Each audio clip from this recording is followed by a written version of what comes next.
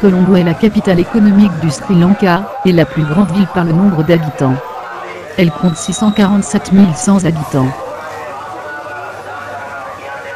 Historiquement, Colombo désignait la zone autour du fort et du marché de Petta, connu pour la variété des produits que l'on y trouve ainsi que pour un symbole local.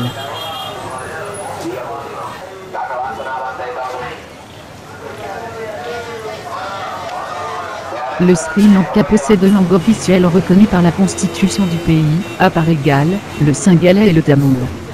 Mais la première est prédominante dans la plus grande part du pays.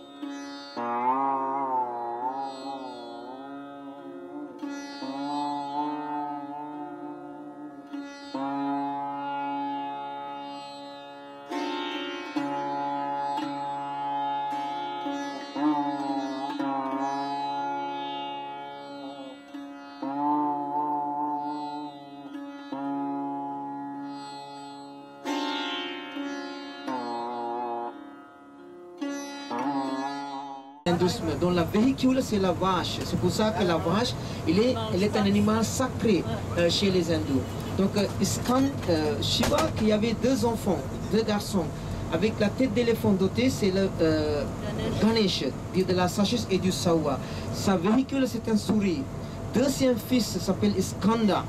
Ça, c'est le temple destiné au Iskanda. Iskanda qui avait deux femmes, une femme indienne et une femme sri-lankaise. Deivana et Valyama qu'on l'appelle. La véhicule céleste de Iskanda, c'est le pont, l'oiseau pont qui chasse le serpent. Voyez? Donc, l'épouse de Shiva s'appelle Kali, Parvati, qui a plusieurs incarnations, Shiva et Kali. Et deuxième dieu principal dans l'hindouisme, c'est le Vishnu, protecteur. On a toujours peint en couleur bleue, sa couleur officielle. Le véhicule céleste, c'est un oiseau mythique, appartient à la famille de aigles qui chasse encore les cobras. Troisième dieu principal dans l'hindouisme, c'est le Brahma. Brahma, c'est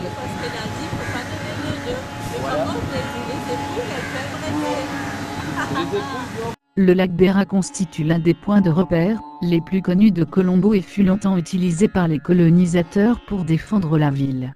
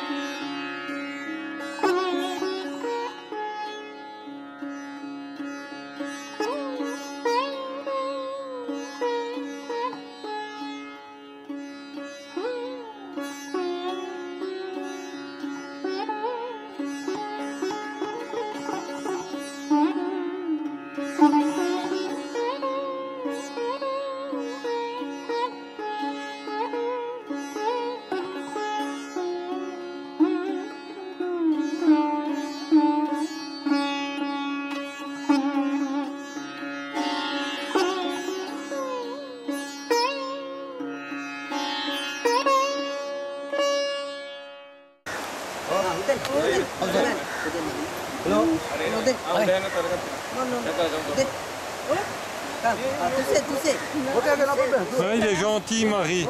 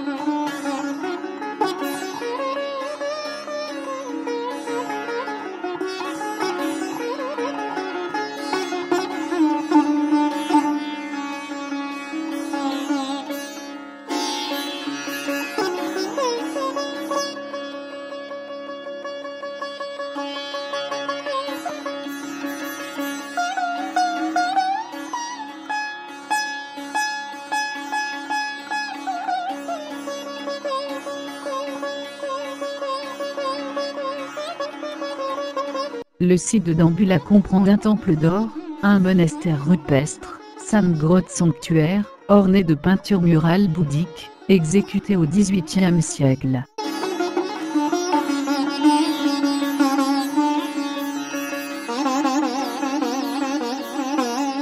Le roi Vatagamini Abheya fut chassé d'Anuradhapura par les armées tamoules au 1er siècle avant Jésus-Christ. Il transforma les grottes en des temples rupestres richement décorés, dont il fit don à la communauté bouddhiste.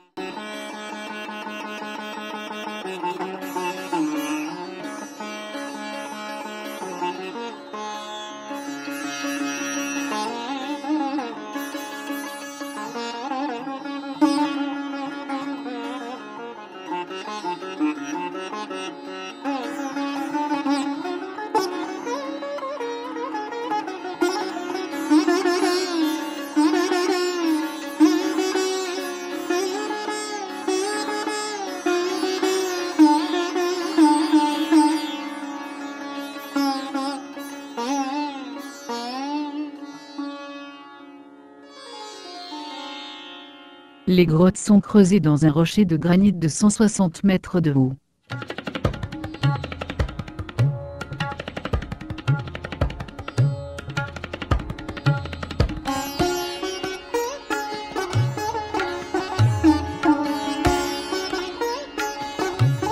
Le temple du roi divin abrite un Bouddha couché sur le flanc de 14 mètres de long, sculpté au 1er siècle avant Jésus-Christ dans la roche. Il fut repeint en or au XIIe siècle.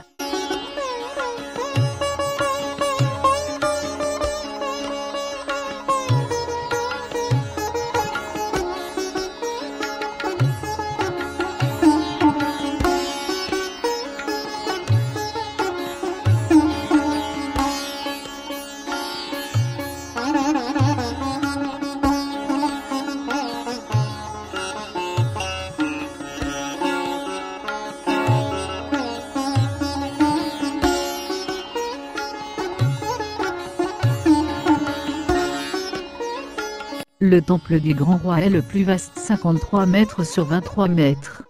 Elle abrite également un Bouddha couché de 15 mètres de long. Il repose également dans le parinirvana. Il est entouré de 53 autres Bouddhas, tous dans des positions différentes, indiquant un état différent.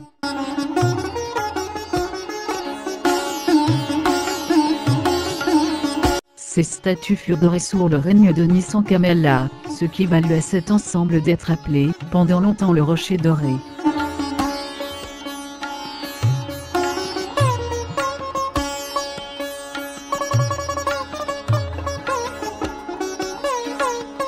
Les parois et le plafond sont recouverts de fresques, dont la plupart datent du XVIIIe siècle. Elles illustrent la vie du Bouddha avant et après sa mort, ainsi que l'histoire de l'expansion du bouddhisme sur l'île.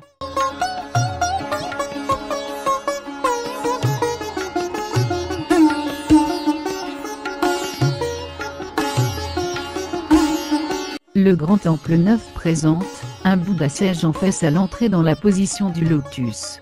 À gauche repose un Bouddha couché en granit.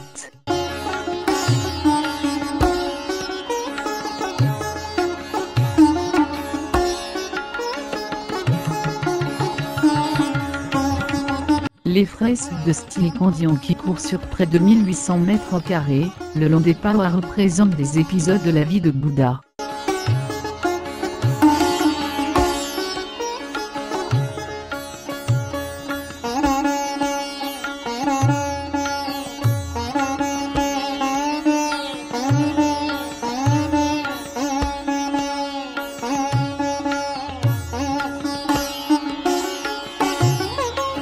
Le temple de l'ouest, de taille plus modeste, abrite un Bouddha en son centre sous un makara, Torana taillé dans le rocher, et entouré d'une dizaine de statues.